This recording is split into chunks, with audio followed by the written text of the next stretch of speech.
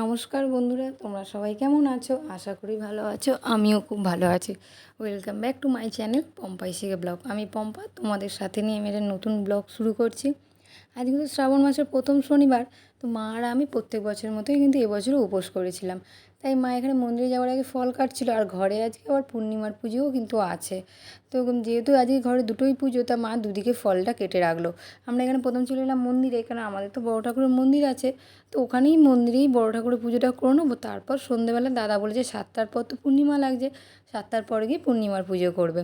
আমরা ঘরের সামনে দিয়ে হেঁটে চলে এলাম বড় ঠাকুরের মন্দিরের কাছে। এসে দেখি এখানে পুজোর জোগাড় হচ্ছে। আর এখানে দেখো তারা মায়ের মন্দির, পাশেই কিন্তু তারা মায়ের মন্দির আছে আমাদের।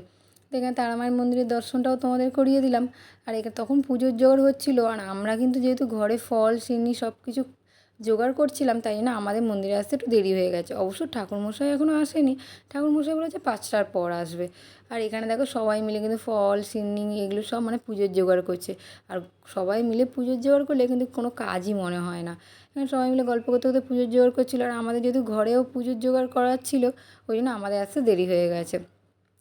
এসে এখানে সবাই মিলে বসে আছে। আর আমাদের এখানে কিন্তু অনেকজন এসে পুজো দেয়, মানে সবাই মিলে এই বছরে একবার এমনি কিন্তু পুজো দিতে খুব ভালোই লাগে। আর প্রত্যেকটা শনিবার আর সোমবার এখানে পুজো হয়, আর মা আর আমিও কিন্তু প্রত্যেকটা শনি আর সোমবার করি। কিন্তু এবছর জানি না প্রত্যেকটা শনিবার আর সোমবার করতে পারবো কি না, কিন্তু শনিবার করে এখানে পুজো দেওয়া হয়। আর লাস্ট শনিবার আর লাস্ট সোমবারই এখানে কিন্তু হোম হবে। তো এখানে কাঁঠাল ছাড়া ছিল, কাঁঠাল ছাড়াই সমস্ত পুজোর জোগাড় করে দিল। দেওয়ার পর এখানে দাদা এসে তারা মায়ের পুজোয় বসে পড়েছে। প্রথম তারা মায়ের পুজো হবে, তারপর বড় ঠাকুরের পুজোটা করবে বলেছে, কারণ বড় ঠাকুরের পুজোয় তো সময় লাগবে। আর অতজন সবাইকে তো অঞ্জলি দিতে হবে, অঞ্জলি দেবে।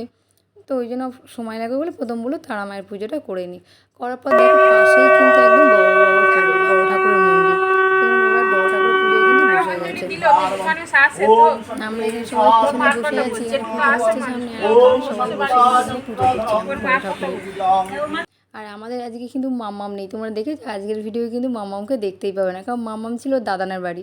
যেহেতু আমি উপোস করেছি, তো মাম্মাম চলে গেছিলো দাদানার বাড়ি, তাই জন্য ওকে আর আজকের ব্লগে কিন্তু তোমরা দেখতেই পাবে না মাম্মামকে। এখানে দেখো আরতি হয়ে গেছে, সবাই আরতির তাপ নিচ্ছে। তারপর এই সামনেই আমাদের এখানে ধূপ আর মোমবাতি জ্বালানোর জায়গা আছে। তো এখানে ধূপ মোমবাতি সবাই মিলে জ্বালাচ্ছে। আর মন্দিরে তো জ্বালানো যায় না, কারণ মন্দিরে জ্বালানোটা ঠিক হবে না, ওই জন্য বাইরেই মন্দিরের সামনেই বাইরেই জায়গা করা থাকে, যেখানে ধূপ মোমবাতি জ্বালানো হয়। তারপর এখানে সবাই এবার মানে চরণামৃত খাচ্ছে। এখানে সবার পুজো হয়ে গেছে, সবাইকে এবার চরণামৃত দেওয়া হচ্ছে। আর দেখো বাইরে কতজন চেয়ার নিয়ে নিয়ে সবাই বসে আছে, সবাই এখানে কিন্তু বসে পুজো করা হয়। তারপর আমরা সোজা চলে এসেছি ঘরে। ঘরে প্রায় 7টার সময় দাদা এসছে, এখানে 6টা 40-এ পূর্ণিমা লাগবে, তাই জন্য 7টার সময় কিন্তু দাদা চলে এসে এখানে দেখো দাদা কিন্তু পুজোর জোগাড় করে নিচ্ছে। আর আমরা তো বললাম ফল মাকে গুছিয়ে রেখে গেছিলো, এসে সিনিটা মেখে দিয়েছে, আর দই মিষ্টি টিষ্টি দিয়ে ঠাকুরের বাটা গ্লাসগুলো সব সাজিয়ে দিয়েছি। দিয়ে তারপর দাদা চলে এসে আমাদের পূর্ণিমা পুজোটাও শুরু হয়ে গেছে। একদিনে দুটো পুজো হয়ে গেল, খুবই ভালো হলো। আর এমনি বড় বাবার পুজোর পর তো সবাই সত্যনারায়ণের পুজো করেই, তাই জন্য আমরা ভাবলাম একদিনই দুটো পুজো করে নিই। এখানে দেখো আমাদের পূর্ণিমার পুজোও হয়ে এসেছে, দাদা এখানে আরতি করছে। আর তখন তোমার দাদাভাই সবাই গেছে মামামকে আনতে, কারণ অনেকটাই সন্ধে হয়ে গেছিলো, 7:30 পৌনে 8টা বাজে। তোমার দাদাভাই করেছিলাম যে ওকে মামামকে গিয়ে নিয়ে আসো। তো আজকে সারাদিন ও দাদানের কাছেই ছিল, আজকে দাদানের বাড়িই ছিল।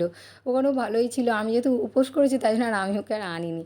দেখো পুজো শেষে কিন্তু আমি আর মা এখানে কিন্তু প্রসাদ খেতে বসে পড়েছি।